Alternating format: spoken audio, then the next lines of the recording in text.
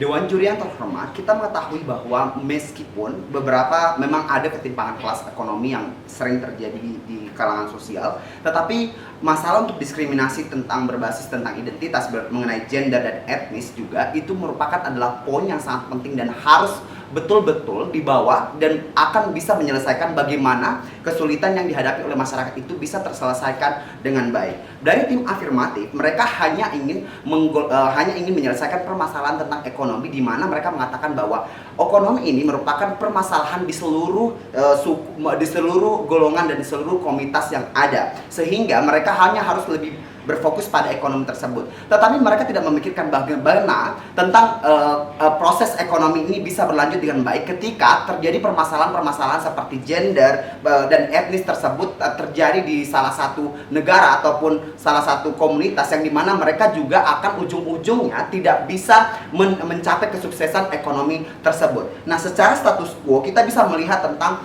bagaimana diskriminasi berbasis identitas ini sangat-sangatlah buruk di masyarakat dan di sosial sekarang. Seperti yang terjadi adalah tentang adanya demo Black Lives Matter di Amerika Serikat, seperti kematian George Floyd, yang dimana mereka George Floyd ditindas dan ditindak brutali oleh kepolisian Amerika, yang dimana mereka merupakan orang-orang rasisme yang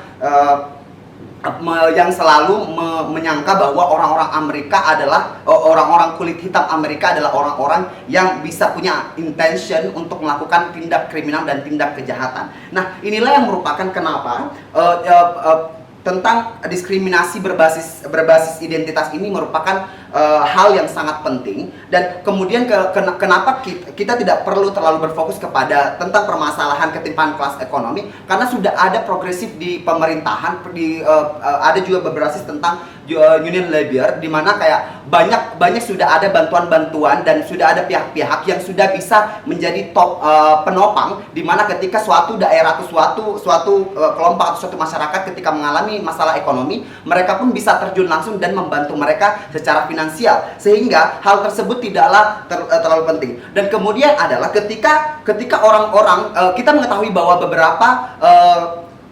beberapa proses ekonomi ini hanya digeluti orang-orang yang berpengaruh atau orang-orang yang memiliki kapital atau orang-orang yang memang memiliki sejak dari awal orang-orang yang memiliki pendidikan tinggi. Nah, meskipun suatu negara tersebut memiliki kelas ekonomi yang sudah berbasis baik, tetapi masih saja terdapat permasalahan-permasalahan ekonomi dari orang-orang yang memiliki pendidikan golongan bawah. Misal, ketika kamu bekerja di sebuah perusahaan atau sebuah pekerjaan yang dimana ketika kamu lulusan SMA saja dibandingkan dengan beberapa orang yang memiliki lulusan S1 dan lain-lain, maka akan ada dari perbedaan gaji dan ketidaksetaraan penerimaan gaji hanya karena perbedaan golongan tersebut. Nah, inilah yang kenapa kami dari tim oposisi menganggap bahwa ekonomi ini tetap menjadi masalah ketika hal yang paling penting, yakni perbedaan tentang berbasis identitas seperti gender, etnis dan lain-lain itu menjadi sesuatu yang sangat-sangat krusial untuk diperdebatkan kali ini. Nah, argumen yang ingin saya sampaikan adalah kenapa isu penting yang harus dibahas ini adalah ketidaksetaraan atau ketidakadilan. Nah, kita mengetahui bahwa ada beberapa kelompok, ada beberapa individual yang masih memiliki sifat rasisme. Contohnya seperti Indonesia, bahwa menganggap bahwa ada orang yang memiliki orang-orang yang memiliki tentang ketika mereka tidak berpendidikan tinggi, maka mereka tidak bisa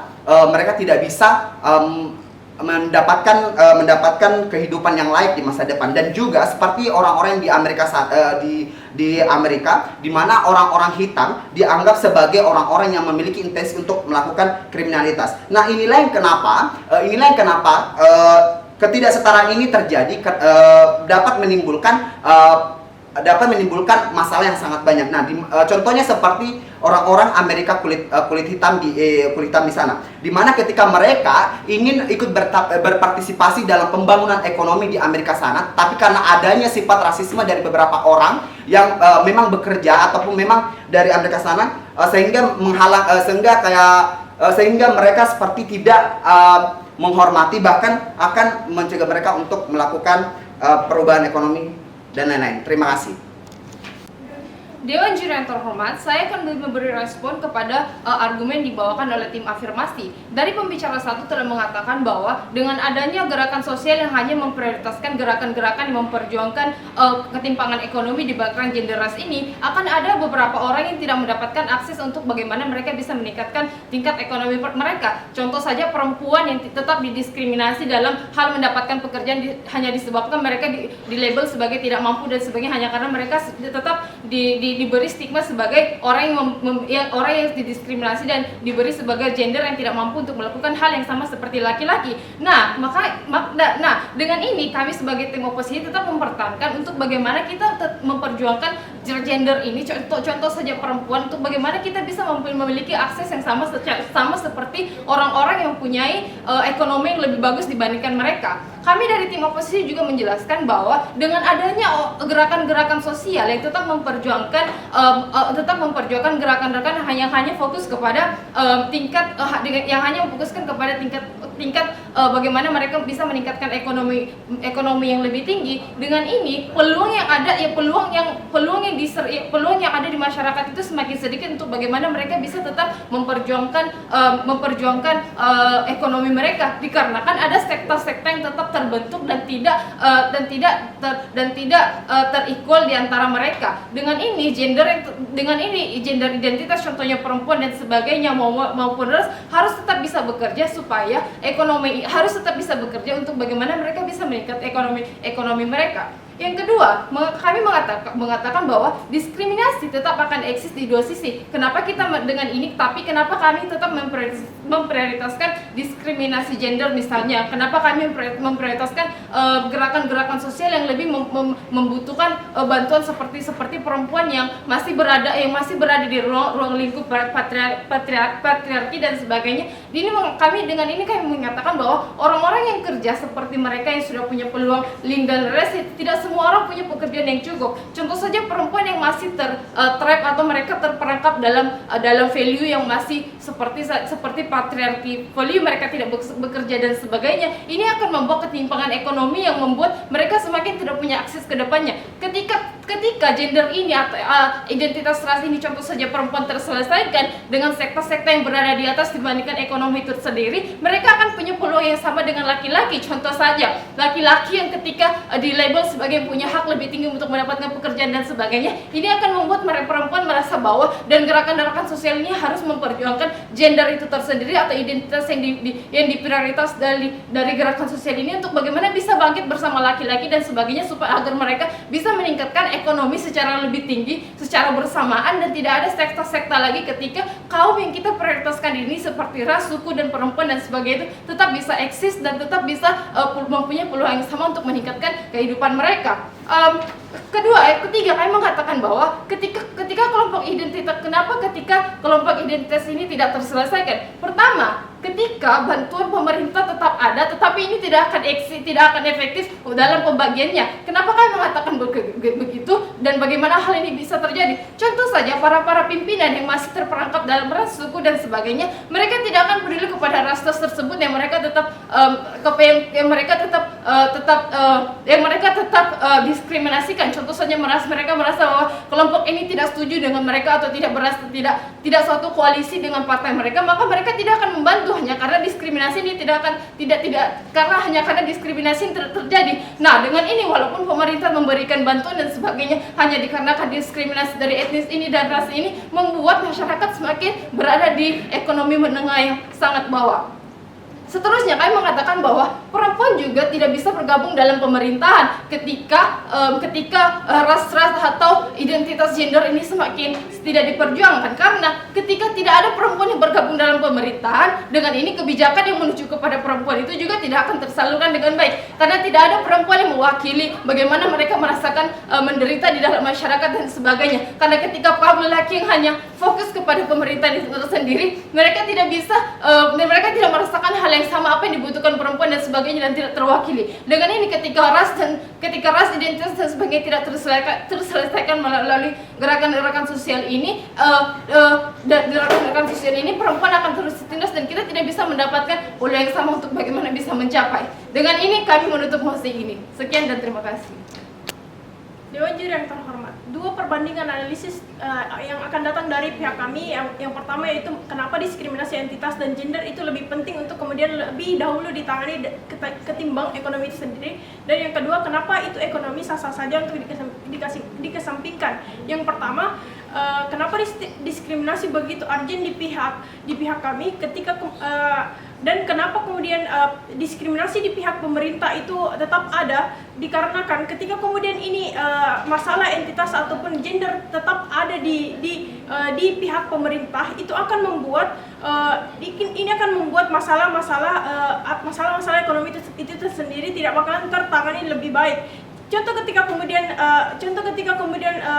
nilai-nilai patriarkat tetap berada di suatu perusahaan, ini akan membuat suatu ketimbangan antara lelaki dan perempuan untuk bagaimana mendapatkan kesempatan yang sama di suatu perusahaan.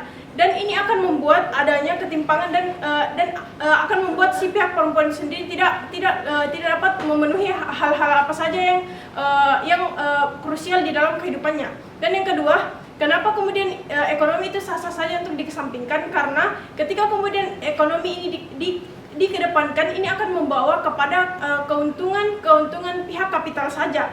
Ini yang akan ada sebagian orang yang akan merasa teruntungkan dan akan ada kalangan bawah yang akan terkesampingkan. Contoh ketika kemudian perbandingan masalah gender dan entitas ini tetap ada, ini akan membawa kepada kepada bupati ataupun orang-orang yang akan mementingkan gender atau entitas mereka dibanding orang-orang yang masih terbelakang dalam hal ekonomi. Dan ini akan membawa ke suatu penyebaran atau subsidi yang telah diberikan solusi kepada pemerintah tidak akan tersebar begitu baik.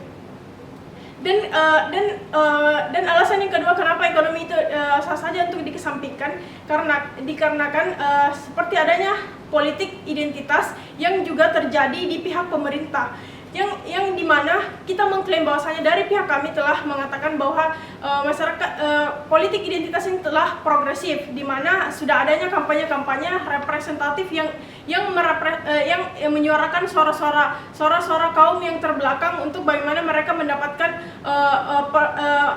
penanggulangan dari ekonomi terbelakang mereka. Contoh ketika kemudian mereka melakukan kampanye, ketika saya dipilih oleh kalian, saya akan memberikan solusi dari membuat ekonomi itu lebih baik di pihak kalian. Dan itu kenapa kemudian itu tidak terlalu eksklusif dari pihak pemerintah untuk bagaimana ekonomi itu dikedepankan dibanding masalah identitas yaitu gender dan etnis. Dan ketika kemudian dari pihak kenapa ini akan lebih diprioritaskan seperti hal-hal dalam politik identitas ini sendiri untuk kemudian bagaimana diselesaikan masalah gender dan etnis ini, ketika masalah gender dan etnisitas ini dibandingkan ketika ini masih tetap ada, ini akan membuat kaum perempuan seperti masalah gender itu sendiri mereka terbelakang dan akan kehilangan minat untuk terjun ke dalam dunia politik karena mereka telah terdiskriminasi dari awal.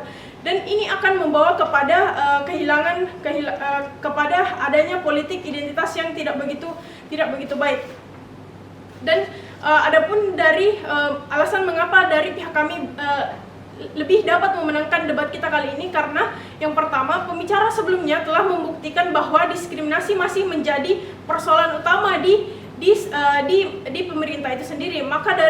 Maka darinya masih sangat perlu diperhatikan dari masyarakat luas untuk bagaimana lebih mementingkan masalah etnis, identitas dan gender itu sendiri untuk lebih dahulu untuk diselesaikan. Dan sehingga nantinya ketika adanya diskriminasi ini terselesaikan, masalah ekonomi juga akan ikut teratasi. Karena tidak adanya limitasi untuk mendapatkan pekerjaan seperti dari perempuan yang didapatkan di status quo, ini akan membawa kepada adanya persamaan hak antara perempuan dan laki-laki dalam mendapatkan posisi di suatu perusahaan. Dan ini akan membawa kepada perempuan untuk mengakses pekerjaan tanpa harus dibatasi oleh gender dan budaya-budaya patriarkal yang berada di masyarakat itu sendiri. Dan ini merupakan justifikasi kuat kenapa kita lebih memenangkan debat kita pada kali ini.